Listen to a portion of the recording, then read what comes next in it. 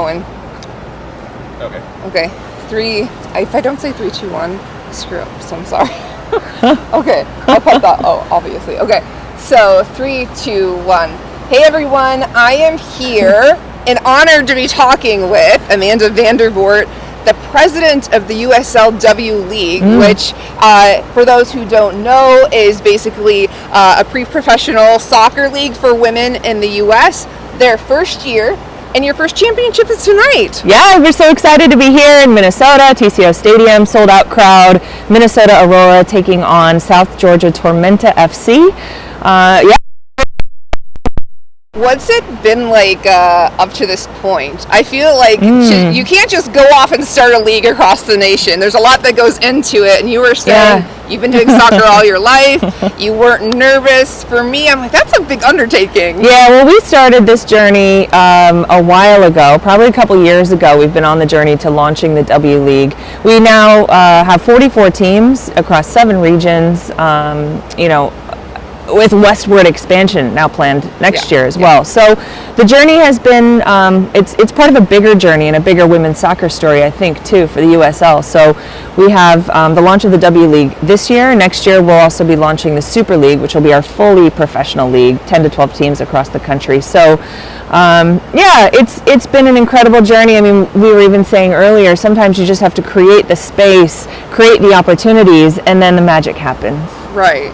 And to put it, you were saying let the stars align, but you kind of you can't force it. You kind of just have to let it breathe almost and hope for the best, which it's happened. But how do you gauge that success? Well, we're really focused on creating a league where players want to play, coaches want to coach. You know, it's a platform for executives and administrators, women in particular, to have experience working at the highest level of sport. And so, driving home that message and creating those spaces and opportunities, then these amazing people fill those spaces and bring the league to life. Yeah. It's just so amazing. I think any win for women's sports is awesome. We were talking about college sports before. You played soccer all your life. Yeah. I played volleyball, and that's growing still. Any effort to help a sport grow is so awesome. So it's a really awesome job that you have. But the reason why we're doing this interview is because Minnesota Aurora is undefeated, and they're playing tonight. And what's it like to be heading into the first championship game of this league? Yeah, it's emotional. It's exciting. I feel, we had a dinner last night with the two teams, a little bit of a coming together before the battle today. And I know I was so like, what was it like? Was there tension? Yeah, there was tension, but it was also a lot of thankfulness and camaraderie as well. So, they're competitive combatants on the field, but I think that's something really special about women's soccer, and even the community, like coming together around and rallying around the growth of women's sport broadly, but like my first passion and the passion of a lot of these women here playing in this game tonight, the growth of soccer. Well, and you're a direct example of that, if that's okay if I use you, because they're not going to be on the field forever necessarily as a player. There's life after being an athlete, and if at the end of the day, I guess what I'm trying to say is they're whether they know it or not, working towards the same goal. Yeah. Say. Well, I did play. I played youth soccer in Arizona. I was a college soccer player in Wyoming. I went on to coach for many years in college in New York City, and I've spent my career since then in the professional game. I've worked in men's professional soccer. I was living in Europe, actually, working for the Global Players Union.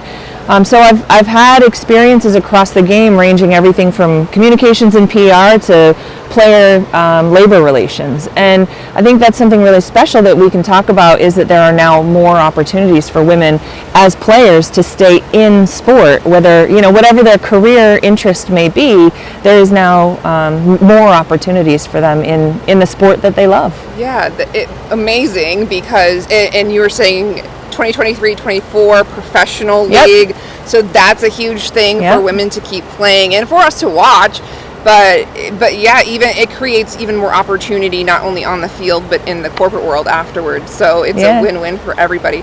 Anything you want to send home to anyone watching this about, just this experience to give birth to something so special? I think the message is that there is opportunity, and keep dreaming, right? I mean, we've talked about the stars aligning, and and that's, I think, the case for us as a league, but for every individual. Like there is the opportunity to follow your dreams, and whether you want to play in front of a sold out crowd and, you know, in a final, or whether you want to be the president running the league, you know, it's possible, and keep striving for it and keep reaching, because you know, those spaces exist. I love that message. And then I guess for anyone, no matter if you're in soccer or not, or, you know, you're a fan of women's soccer, I think it's important to, the overall message is just don't give up.